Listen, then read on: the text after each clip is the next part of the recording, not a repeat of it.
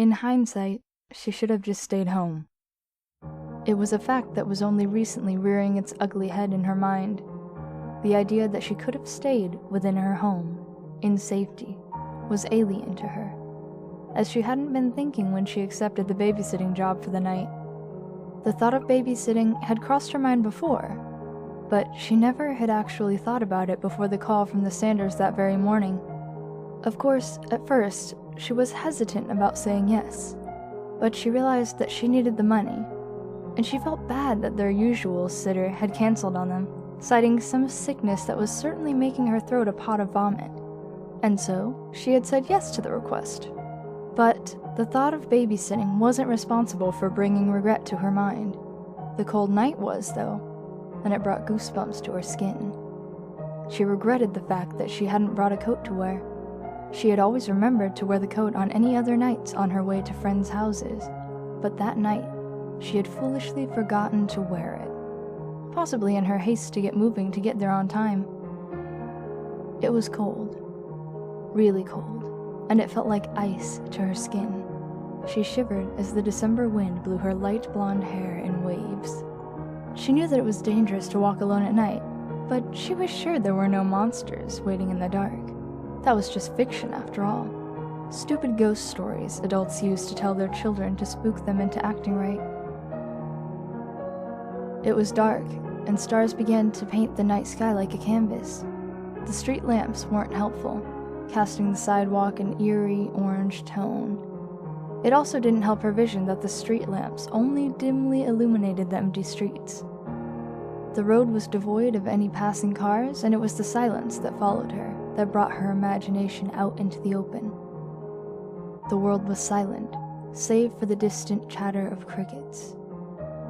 She glanced down at her jean pocket, her phone a noticeable bulge, and she pondered whether or not to listen to some music on it.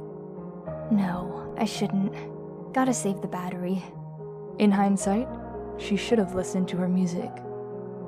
Help! She froze in her tracks.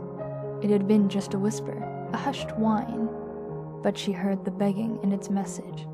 It sounded like a child's voice, like their voices when they told secrets. A need to help whoever had made that plea overcame her shock and fear quickly, and she spun around to find the source of it. No one was there. Hello? Who's there? She called out, morphing her hands around her mouth like a megaphone. Her voice echoed around the streets, yet no one opened their doors. Silence followed for a few minutes before, "Help me." The voice spoke again.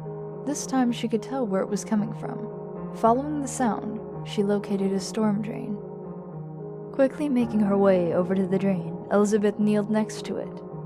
All she could see was darkness inside the tunnel. Complete darkness. It would have caused her to become scared if she wasn't so concerned about the voice's safety. She would have noticed that the voice was almost like a child's, but not quite. She would have also noticed that the voice had come from inside a dark tunnel underground. Yet, despite the obvious signs of danger, she didn't run away.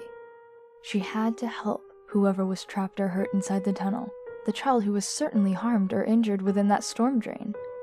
The mental urge to rescue a child was too much for her concerned mind to handle. The welfare of a child was so much more important than her own safety. It was her duty as a caregiver for children to protect them, even those who managed, somehow, to trap themselves inside a storm drain. Soon, a face breached the darkness of the drain, pale, albino even, and with skin that seemed to be covered with ash. The sudden appearance of it made Elizabeth gasp and lean away from it, eyes wide, mouth agape. It was the appearance of it that shocked her the most. It almost looked like an eggshell in color. The feeling of fear that rose up from her stomach from just seeing it was almost deterring in her goal, and for a moment she thought about running away. However, Elizabeth didn't run, as the remembrance that it was a child who was stuck overcame it. In hindsight, she should have ran. Oh my God, are you hurt? The face didn't look up at her. keeping its eyes hidden from her, avoiding her gaze. It opened its mouth and spoke, this time a clearly childlike voice. No, I need help. Its voice was like a child's, but it wasn't right. It was breaking.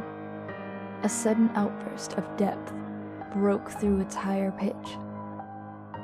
Honey, where are your parents? How did you get down there? I don't remember.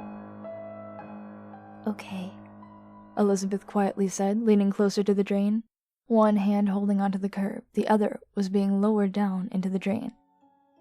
Okay, sweetie, just grab my hand. The face looked up at her, and then its eyes came into view.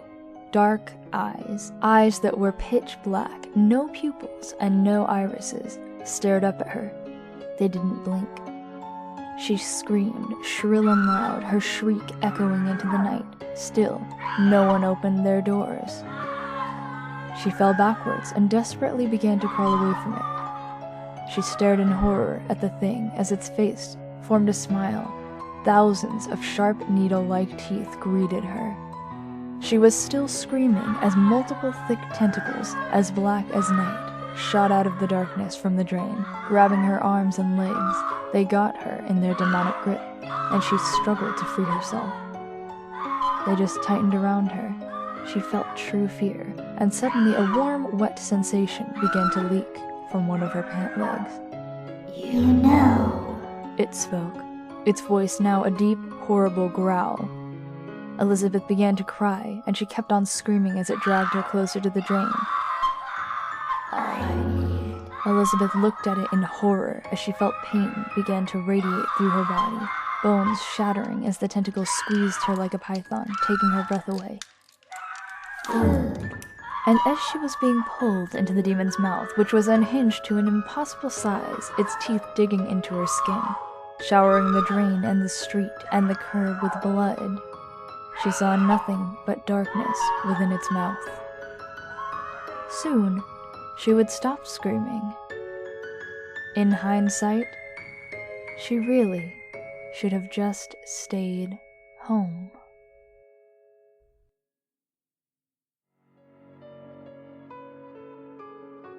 Hello everyone, Josei Kage here.